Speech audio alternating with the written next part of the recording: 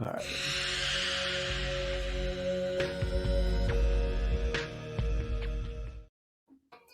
Hello, everyone, and welcome back to the Mad Science Lab podcast, brought to you by the combination of the Fantasy Football Universe and Fantasy Football Advice Network, in duo with a screaming child in the background. It's a wonderful trio. We're going to continue on today. Hey, at least it's your screaming kid instead of my kid screaming at Fortnite. I don't care. It's fun. I don't know. I know a lot of these people have they have families in that. They must be in a set studio with like soundproof rooms. Like Matt Kelly looks like he's in a soundproof bunker when he podcasts, because otherwise you hear that. I don't know how they do it. It's like I've talked to people. It's like, you have kids. Like, how? Yeah, they have like multiple level houses and they're like downstairs in the basement away from their families. Like it's all like, hold on for a second, because all right, I'm gonna get into the intro anyways. We are here for another edition of Dynasty Risers and Fallers. Obviously, I've got Jesse on the show. No need for an introduction. If you're watching this, you know who he is. Same with SD, who I recorded yesterday.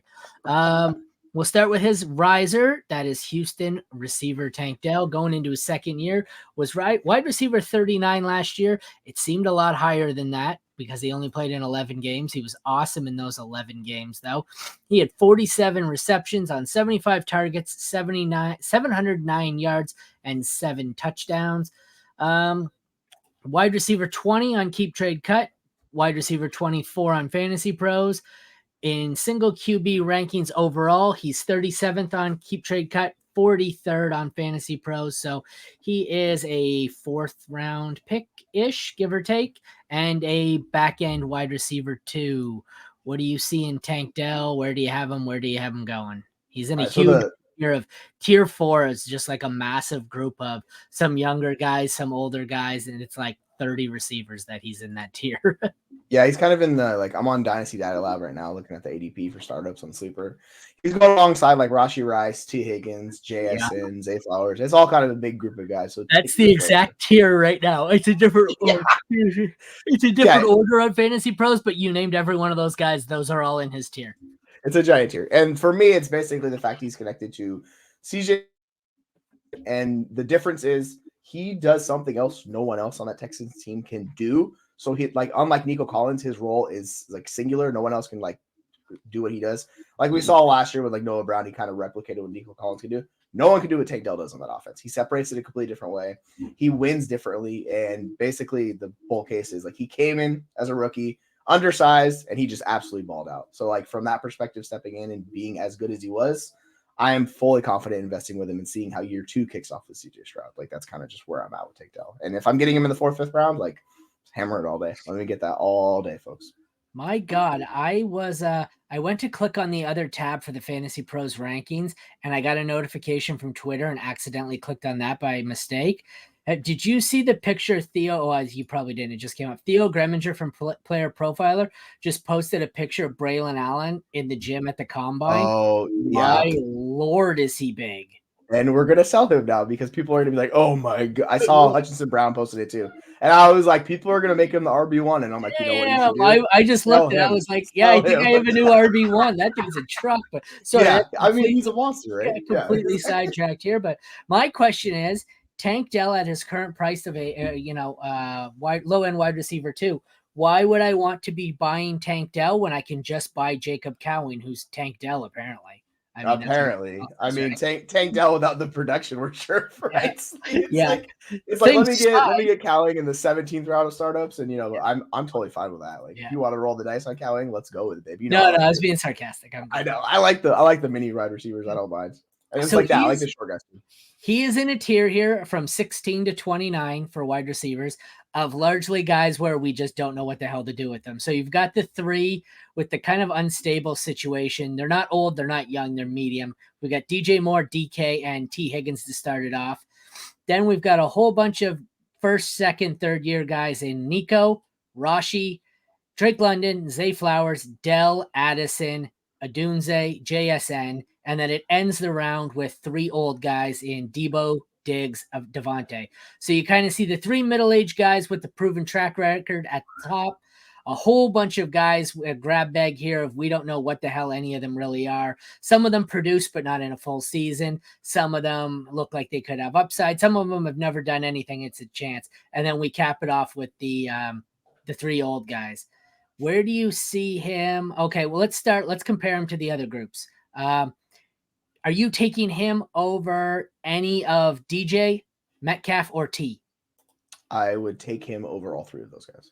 Okay, so that means you're obviously going to be taking him over Diggs, Samuel, and Adams because they're at the bottom of the range, I would assume. Yeah, like especially the age factor of those guys, it's just they have to produce. There's no excuse for them. So if they don't produce, their value's going to absolutely tank. So that means all that's left is the relatively young players. Are you taking, I'll name players here in that tier. You tell me if you're taking any of them over Tank. Nico, Rashi, Drake London, Zay Flowers, Addison, Adunze, JSN. Is it Tank? So the tank over all of them, the only exception are if you want to do the 107 with Odunze, which Odunze basically is going to be like, you can make that case. We just don't know his situation. I like him a lot, but they're my dynasty rankings. Tank is like my wide receiver 11. Odunze is my wide receiver 14. Drake London is my wide receiver 12. So they're really close together. I don't mind it if you want to go Drake London, but like his quarterback situation, we still have no idea. He's a very good wide receiver. Like his talent is awesome. It's just, I know what I'm getting with Tank. Like I know I'm getting a very good player in one of the best situations in the NFL. So I'm happily just going to take the security with that. Like I think he has a high floor and a high ceiling. The other guys, I'm not so sure they have the floor. That's my whole issue with them. We basically like Tank Dell at the top of tier 4. So then let's compare the bottom 4 of tier 3 above. I guess there's 5 in the tier above him. Let's just say I'll name the 5 names. You tell me if you're taking Tank over any of them. The top of the tier is Waddle. Then it's Neighbors, Ayuk, Devonta Smith, Pittman. I'm definitely. Oh no, sorry, I didn't mean to cut you off. No, I was gonna say you taking Dell over any of them. The only one I'm for sure taking over him is Neighbors. I really don't want to pay the reason the difference between Waddle and Dell for me is Dell could still be the wide receiver 1 in Miami. I don't see that range of outcomes with Waddle unless he gets injured. So like Waddle does not have that. Like he's a very good wide receiver, but like I don't see him passing Tyreek Hill. Like we just saw how that offense shifted to Tyreek Hill. He's been there. So yeah, personally, I have Tyreek retires is what you got to hope. Yeah, we got to wait for 2 years, right? We got this year and then the next year when his contract runs out. It's like, I don't want to wait that long. Like, what's the point? So I'll take him over there. I think Neighbors is for sure the guy. And then same thing with like Ayuk. I like Ayuk a lot. It's just he needs to get in a different situation because how many targets can that guy earn in this situation? I just don't know until that offense shifts. So they're all kind of grouped together. That's why it's back to back with like him and Olave. I think Olave is a really good wide receiver. Olave is the next one in the tier. He's the bottom of tier 2. Yeah, they're all really similar. The reason why I like Tank is he's usually the cheapest of that group by far. So if I'm higher, he's not even in that group. He's being ranked like 8 picks lower. But so we could conceivably get him here to where we're on the borderline of the wide receiver 1-2 range, and he's coming in ranked at the bottom end, like the wide receiver 2-3 range. So you're getting him almost 10 to 12 picks below where he could conceivably finish. So that's definitely potential there. Yeah, that's kind of my case for him. I was looking at ADP and I was like, I don't fully understand why his ADP is so low. Like that's the whole thing where like when I look at difference makers and I'm like, it doesn't make sense in my head why he's so low. So for seeing him where he's listed at, I was like, that's a clear buy to me. Like I want to target and get him as many places as possible at that price. All right, we're going to switch then to your faller. That is Minnesota tight end TJ Hawkinson going into his 6th season. He has been tight end 32, 5, and 15 with Detroit, and then tight end 2 and 4 with Minnesota. Last year, 95 catches, 127 targets, 960 yards, and 5 touchdowns. He has not broken 1,000 receiving yards in a single season. He is tight end 4 on Keep Trade Cut, 5 on Fantasy Pros, 51st overall on Keep Trade Cut, 58 on Fantasy Pros in 1 QB rankings. Before I even get into any of that, I'm looking at the Fantasy Pros rankings here for Dynasty tight ends. He is in tier 2. He's the top one of tier 2, which I found interesting. I have him as the last one in tier 1. My tier 1 is Laporta, McBride, Andrews, Hawkinson. I feel like you're probably going to agree and say that's consensus. You think that fits? Yeah, and then we could like he's getting to. Oh, I lost you a bit. Am I still there? Because my internet's pretty good right now, so I can't pull there now. Yeah, I didn't hear most of what you said. You're kind of here. Okay. All right. So, and we are back after a brief technical malfunction. So I was saying, I have tier 1 of tight ends as Laporta, McBride, Andrews, Hawkinson. Would you agree that's pretty standard? You think? Yeah, I would agree with that, with the exception Bowers is getting in there, and I have Bowers ahead of Hawkinson as well. So that's not where we're going crazy here. Fantasy Pros has Hawkinson as the top of tier 2. That's not crazy, but I don't agree with it. They're number 4 in tier 1. Who do you think their number 4 tight end is in tier 1? Why do I feel like I'm missing somebody? I need to look at ADP because I'm blanking on somebody's name. No, you're not missing. Is it Kelsey? No. So then wait, I'm confused. Younger. Is it Kincaid? It's Kincaid. There he is. Tier 1. My boy Kincaid, yes. I disagree with that wholeheartedly. I think there's potential, but still, like, he did basically the same as Michael Mayer. Why do we have Michael Mayer at 16 and Dalton Kincaid at 4? But anyways, so like I was saying, that's what stood out to me, is not so much that Hawkinson. I think Hawkinson belongs in tier 1. I get him and Andrews are the bottom of tier 1 because they're far older than Laporta and McBride, but to have him behind Kincaid, I don't agree with at all. I could, if you had told me Bowers was above him, I can see it. Kincaid, sure.